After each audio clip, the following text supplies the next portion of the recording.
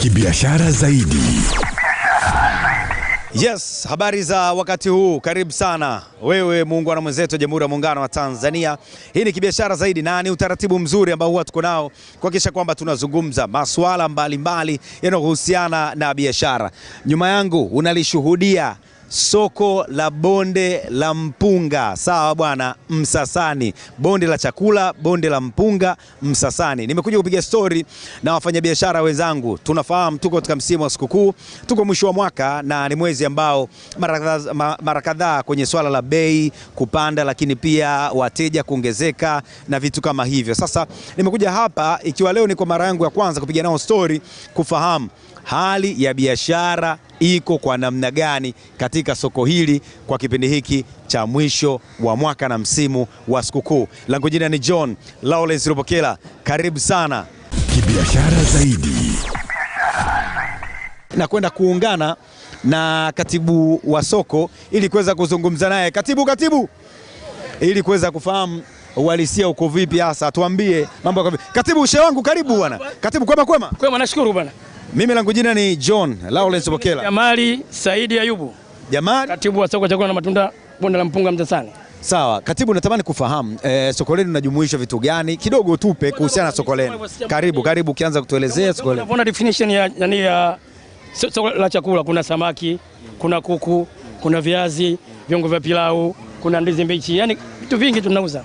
Ndio. Limejumuisha vitu vyote. Karibia vitu vyote. Okay, sawa. Hali ya biashara koje katibu? Tunafahamu tuko mwisho wa mwezi wa 12, mara nyingi watu wengi wanasafiri. Waenda kuangalia ndugu zao, wangeenda kuhesabiwa kama Wachaga. Lakini mwaka huu kidogo kama imeongezeka kwa sababu ya hii sintofahamu kidogo. Kwamba zamani watu walikuwa wanakuja kufanya biashara kama kawaida. Lakini sasa hivi kutana na hii mtafaruku wa kuna maandamano, na watu wengi wamefanyaje? Kwa hiyo biashara imeishiwa kwa 50% kwa 50. Hii kidogo imetupa changamoto. Kwa soko sasa hivi tofauti na vile ilivyokuwa kipata wanasema wateja wengi kutokana na hilo. Kusema kweli lazima tukiri kwamba sehemu moja ya maandamano imechangia kwa kiasi kikubwa biashara kuwa nzito. Kwa sababu nakumbuka miaka ya nyuma, miezi kama hii, kweli kuna ugumu wa biashara. Lakini si kwa kiasi kikubwa kiasi kama hichi.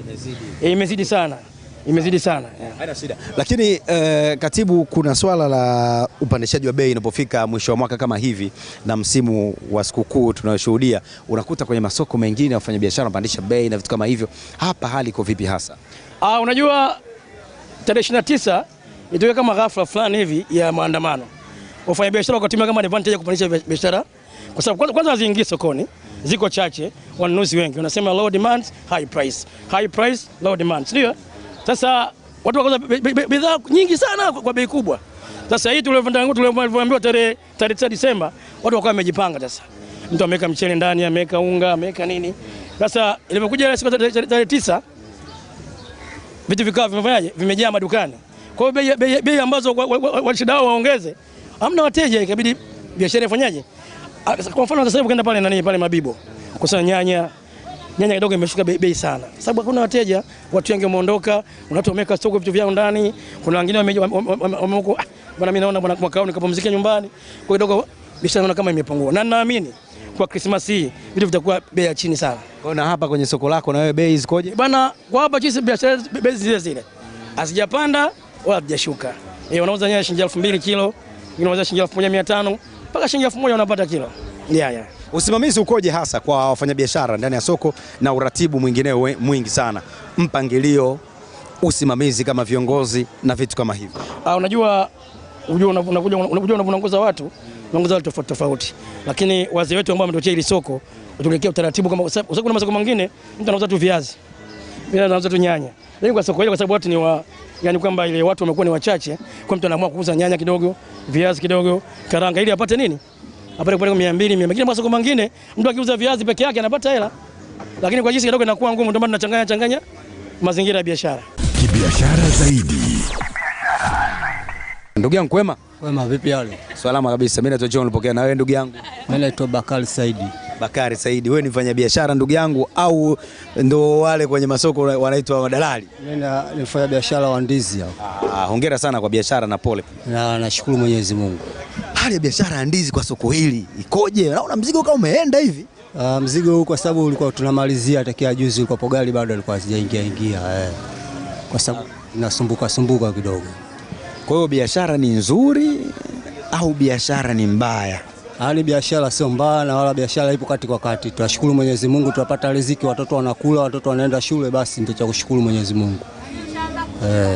Hivi kwenye swala la bidhaa hii ambayo unauza wewe ya ndizi sasa hivi sokoni, hasa kwenye soko hili la Bonde la Mpunga hapa Msasani, imepanda au imeshuka na bidhaa ikoje sasa hivi sokoni? Karibu sana. Hizi bidhaa sometimes hazitabiliki. Unaweza ukaenda sokoni ukaambiwa bwana leo biashara ipo mbaya, siku nyingine ukakuta biashara ipo mzuri. Inategemea na soko unavyochukua kule, na wewe utavipata soko mzuri na wewe ndio unavyokuja kuuza hali mzuri. Utavikuta soko baya na wewe ndio unavyokuja kuuza kidogo upate hata angalau hela kula na watoto. Kwa mfano sasa hivi msimu huu ni wa sikukuu, tuko sasa hivi, bei imesimamaje? Nyinyi mnanunua shilingi ngapi, mnauza shilingi ngapi na vipi? Je, kwa hiyo bei mnayouza kuna malalamiko, kuna lolote? Hata wateja wakosekani malalamiko, kwa sababu kule ndizi unaweza kauziwa labda mkungu wa 30, ukaja hapa ukauza ndizi 4 mpaka 1000 hadi 5,000. Siku nyingine unaweza kaona labda imepanda sana ukauzia wateja 3 buku na ukaongeza hata ndizi 2, lakini mteja anaona kama vile unamuibia. Ndio changamoto ya biashara ipo hivyo. Kule mnanunua shilingi ngapi? Kule mkungu unaweza kununua 30, 25, nategemea na soko linavyokuepo. Alafu huku mnauzaje? Huku tunauza 3 buku, 4 buku, zinategemea na vitu unavinunua sokoni kule. Kama itakuwa soko zuri huku unaweza kauza hata ndizi 5 buku. Kama soko baya unaweza kauza ndizi 4 buku. Ndio hivyo, inategemea na soko, sababu biashara hizi za mikungu ya ndizi haitabiliki. Na kama sasa hivi sikukuu ya Krismasi, hizi Wachaga wengi wamepumzika. Kibiashara zaidi. Mama, habari za wakati huu? Salama. Kwema mama. Kwema, sijui kwenu. Mimi namshukuru Mungu. Shikamoo mama. Marahaba, mmeamkaje? Namshukuru Mungu, kwa kweli nimeamka vizuri. Hongera kwa kazi na pole pia. Asante, nashukuru, pole na nyie. Asante sana mamangu. Mimi mwanao naitwa John Lupokela, na wewe? Naitwa Angel Mlai. Angel Mlai. Mama, biashara ya mboga sasa hivi sokoni, hasa kwenye soko hili la Bonde la Mpunga hapa Msasani, ikoje? Hapa hivi ni mtihani tu, kwa sababu tunakosa wateja.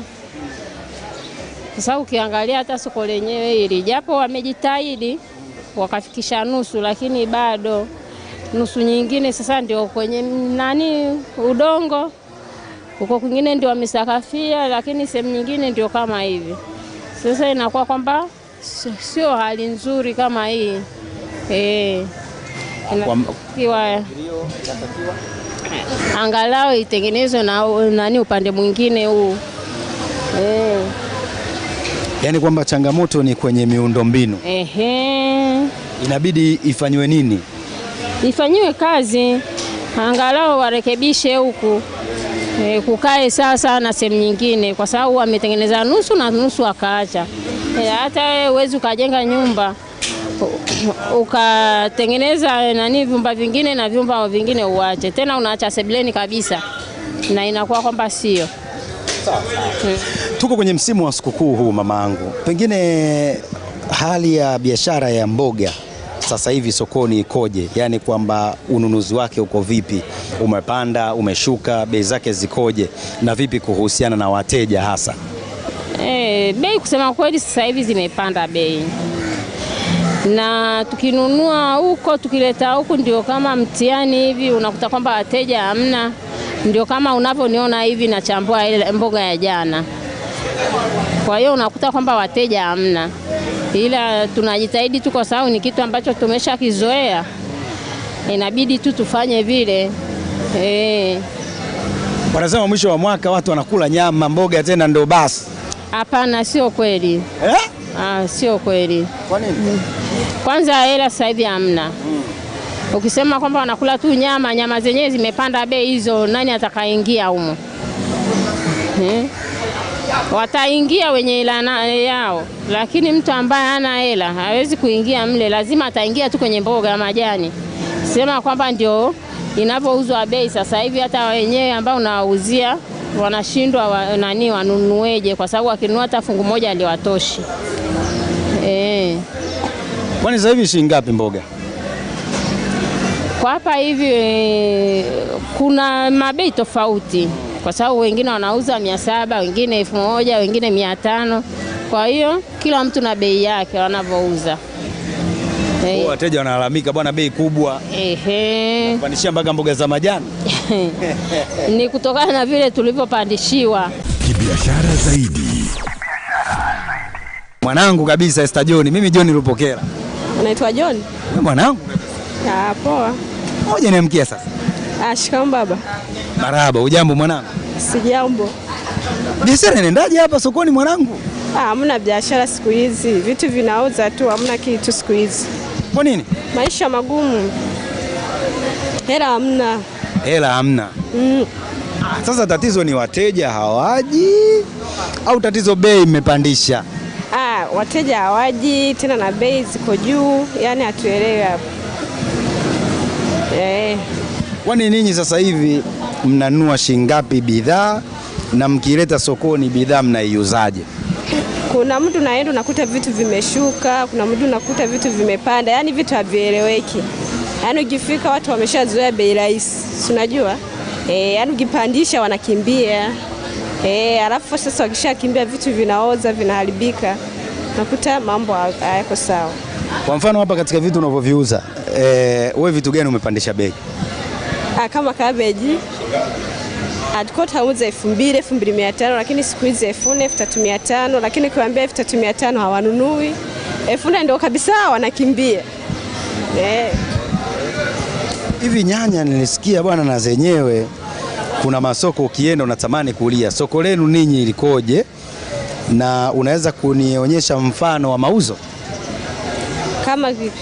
Yaani sasa hivi nyanya mnauzaje? 1000, 2000, 10000 au shilingi ngapi? Inategemea. Kwa mfungo tunaanzia 500, 1000, kilo 2000. Lakini siku hizi kwa sababu zimepanda tunauza 3000, lakini hawanunui 2500 hivyo. Hebu fungu la 1000 ndio unapata ngapi? Fungu la 1000. La 1000? Yaani saizi ya kati zinakuwa 5. Fungu langu la 1000 hapa. Bana anapata fungu la shilingi buku. Hapa nachukuliwa hapa. Napata nyanya ngapi? Usiweke kwa sababu tuko live. Niwekee vile mnavyopimaga za buku. Hapa sasa. Hapa umemaliza. Bwana hapa dagaa watashiba kweli hapa? Kwa hiyo ni nyanya 5 ndio 1000. Saizi ya kati 5 1000. Kibiashara zaidi. Mambo ni aje bana? Kama kawa. Kama kawa. Mimi naitwa John Lupokela, na wewe? Naitwa Ramadhani Shariani. Ramadhan Shariani. Bwana, biashara inakwendaje ndugu yangu hapa? Biashara naenda, tunashukuru Mungu. Kipato cha riziki tunakipata kama unavyoona. Lakini kutoka na mwezi huu wa likizo kidogo, biashara kidogo inakuwa na changamoto kidogo. Watu wengine wamesafiri mikoani hivi kwenda kupumzika mwezi wa 12. Lakini riziki inapatikana alhamdulillah. Kwa bwana, changamoto kubwa kumbe ni watu kusafiri. Sinajua tena mwezi huu kidogo ndio mwezi wenyewe ya likizo hii. Watu wanaenda kusabai. Kama kawaida. Bwana, nimepiga story kwenye ndizi na vitu kama hivyo, umeniambia kwenye soko lenu hapa sasa hivi bei ya viazi imesimamaje, lakini wewe unapochukua bei na yenyewe imesimamaje? Hiyo ni moja. Alafu mbili, utaniambia ukitazama sasa hivi msimu huu na msimu uliopita biashara kuna utofauti gani? Tuanze kwanza na bidhaa yenyewe, hii viazi hapa sokoni kwenu imesimamaje, kule sokoni mnachukuaje, na vipi kwenye imepanda imeshuka? Karibu sana. Na biashara sio kwa mwaka huu tu, labda kwa miaka nadhani tuseme kama yote, ikifika mwezi kama huu biashara kidogo inapanda kidogo. Kulinganisha na miaka iliyopita, wewe si mfanya biashara, mwaka huu vipi? Uko vizuri zaidi?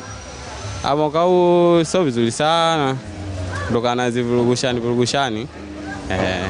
Lakini tunashukuru mambo yanaenda kwa upande wa kwetu.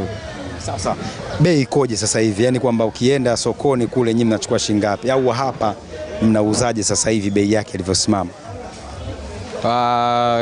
Sado kilo ndo Zote hizo. Kilo sasa hivi tunauza kilo 2000. Kilo ya viazi ni shilingi 2000.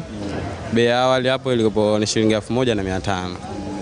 Kuna 500 hapo juu imekaa. Ndio. Na kwenye sado? Sado yuko unauza 5000 kwa 4000. Kwa mfano hizi size kubwa hizi sado yake yuko nasimama kwa shilingi 5000. Alafu kwa size hizi ndogo na kwa shilingi 4000. Sasa hivi sado kubwa 6000, ndogo 5000. Kwa nini lakini mnatupandishia bei wafanya biashara? Changamoto mzigo unavoletewa na wewe utachekecha mwenyewe jinsi ya kuuza. Kibiashara zaidi. Yes, bana, nipo kwenye soko la vyakula Bonde la Mpunga Msasani. Nipige story na wafanyabiashara wenzangu kuhusiana na hali ya biashara kwa msimu huu wa sikukuu uko kwa namna gani. Na hizi ni nyanya ambazo zimeharibika. Pengine inawezekana ikawa kipindi labda ambacho biashara haikuwa imechangamka, pengine inawezekana ni katika mzigo ambao mfanyabiashara alileta akakutana na nyanya ambazo ni mbovu. Pengine naweza kupata majibu sahihi. Karibu sana kwa yule ambaye pengine ndio kwanza kabisa anaongana nasi. Bwana, nakutana mfanyabiashara mwingine. Ndugu yangu, salama. Salama. Habari za wewe ndugu yangu? Nzuri. Mimi naitwa John Lupokela, na wewe? Ndio Samson Goyomba. Unaitwa? Samson Goyomba. Nimekutana na nyanya mbovu nikasema pengine wakati mwingine mtu wakati ameagiza mzigo anakutana pia na vitu vibovu humo. Hii changamoto mmekutana nayo sana, wao ikoje hii? Huwa ipo nyingi sana tu kwa ajili inakaa wiki nzima njiani. Ndio sababu zinaoza nyanya. Inaleta hasara hapo au inakuaje kwanza, au ndio mnapandisha pale bei ili kufidia? Sasa kama kitu kishaoza uweze ukapandisha bei tena hapo tena. Sasa unapandisha kwenye nzima? Labda kwa hivyo labda kilo shilingi 2000 3000. Na fidie. Ndio. Na hii biashara unaofanya wewe pia na yenyewe huwa inakutana changamoto hiyo? Sasa hii ndio imezidi. Kwa sasa gunia 300 mpaka 280. Unakuta sasa kama gunia zima kama hili na kilo 40 au 45. Sasa uuze kilo shilingi ngapi hapo? Hapo ndio penye kazi hapo. Balaa. Mbembe kinaanzia hapo. Yaani kinakuwa hapo kwa kweli. Sawa bwana, turejee kwenye hoja ya msingi. Bwana, tuko mwisho wa mwaka na ni msimu wa sikukuu. Na mambo huwa ni mengi sana, hasa kwa wafanyabiashara kupanda bei, wateja mara kuadimika au kuongezeka na vitu kama hivyo. Hali ya biashara kwa bidhaa unayouza wewe kwa soko hili ikoje, hasa hali ya biashara? Karibu sana. Yaani kwa sasa kama hizo njegere kila ifikapo mwaka kama sasa hizi tarehe kama hizi huwa njegere hazipo. Yaani gunia inafika mpaka 4 mpaka 3.5. Ndio bei hizo hapo. Sasa ndio unakuta hata kununua gunia mtu anashindwa, anaamua kuchanga tu labda gunia watu 4, watu 3 ili kidogo upate chochote kile. Mara nyingi msimu wa njegere 12 huwa hazipo kwa kweli. Huwa kazi inakuwa ngumu sana. Huo msimu kama huu umepanda hiyo 400, ikiwa imetoka kwenye laki ngapi? Kama mwezi wa 6 na gunia 70 80 mpaka 60. Naona. Bwana, hiyo imepanda kutoka 70 60 80 mpaka 400, sio mchezo. Ndio nakwambia huwa inakuwa ni kazi ngumu. Mara nyingi hata ukienda pale sokoni, unakaa sokoni mpaka unarudi nyumbani bila kazi. Sasa unapotokea kama hivi, ninyi wafanyabiashara wa bidhaa ya njegere mnafanyaje, na mnaponunua hivyo huku mnakuja kuuzaje? Natamani kujua. Yaani ukinunua kama hivyo sasa, inabidi uchukue kidogo, kio wao unaanza shilingi 10,000 mpaka 12. Ndio ambayo iko sasa hivi sokoni. Hapana, hiyo bei haijafika bado. Sasa hizi kilo shilingi 8,000 9,000. Na inapofika mwisho wa mwaka uhitaji wa njegere huwa uko kwa namna gani sokoni, hasa kwa walaji? Yaani kama mwisho wa mwaka kama hivi, huwa njegere inasumbua sana. Vipi sasa wanahitaji? Wanahitaji itabidi wabadili kula vitu vingine tena. Maana unakuta unaenda sokoni penyewe, mzigo upati na rudi nyumbani. Lakini uhitaji je, uko mdogo au mwingi, yani kwa wanunuaji, wateja? Wateja huwa wapo. Sema tu bidhaa ndio haipo. Kibiashara zaidi. Hali ya biashara ikoje hasa kwa soko lenu hapa hili la Bonde la Mpunga, ukiwa kama mfanyabiashara kwa mwisho huu wa mwaka? Kwa sasa vitu vimepanda. Vimepanda sana. Kwa nini vimepanda sana? Labda mimi naweza nikananili labda jua kali wanavyosema wenyewe. Jua kali ndio maana vitu vinakuta vinapanda. Kwa mfano hii kotimizi kama kipindi cha nanili cha mvua nyingi unakuta ili fungu wanauza tunanunua mpaka 1000. Lakini kwa sasa hii wanauza 10,000, 12,000. Kutoka shingapi umesema? Kutoka 1000 mpaka sasa hivi 10,000, 12,000, 15,000 hivi. Kwa hiyo tatizo ni wakulima kule sio nyie. Sasa nyinyi kwani kule wewe ukinunua kule sasa hivi unanunua shingapi? Hii nimenunua 10,000. Wewe bwana wewe. Mzigo mzima huu. Hiki hapa kifungu hiki. Sasa wewe umenunua 10,000 na wewe unauza shingapi? Yaani hapa inabidi nikipange na mimi vifungu vidogo vidogo vitoke hata vifungu 15 hivi. Ili irudi. Sawa. Unaonaje msimu wa sikukuu wa safari hii na misimu mingine, utofauti wake nini hasa kwenye biashara yenu kama mfanyabiashara? Kuna utofauti gani hivyo? Msimu mingine kama ipi? Misimu mingine kwa mfano kama msimu wa mwaka uliopita 2024, kwenye msimu kama huu wa sikukuu biashara ilikuwaje ukilinganisha na msimu wa 2025, biashara ikoje? Kwa mimi naona kipindi kama hiki mwezi wa 12 huu mimi naona biashara huwa zinasumbua kama hivi tu. Yaani kipindi hiki naona kama kazi inakuwa ngumu tu kipindi cha nanili cha sikukuu. Kibiashara zaidi. Shukuru sana kwa sababu nyinyi ndio connection kati ya wananchi na serikali, si ndio? Kwa hiyo bila nyinyi sikule jua hawezi kupata habari. Kwa hiyo naomba serikali kama serikali basi pale ambao wanaona kidogo pamelozi waje kutusaidia. Kama jamani mnaona mazingira kwa hivi watembelee. Kama alikuwa anasema rais wetu kwamba viongozi wa juu wao watembelee huko chini. Wajue changamoto zetu. Sawa? Nashukuru sana. Asante sana bwana. Asante kutambua waandishi wa habari. Bwana Katibu, mwenyekiti katibu ametambua mchango wetu na umesikia kuhusiana na issue ya chini na nini iko kwa namna gani. Bwana mimi nikushukuru sana wewe ambaye ulitenga muda wako kuweza kushuhudia Kibiashara Zaidi na ukafahamu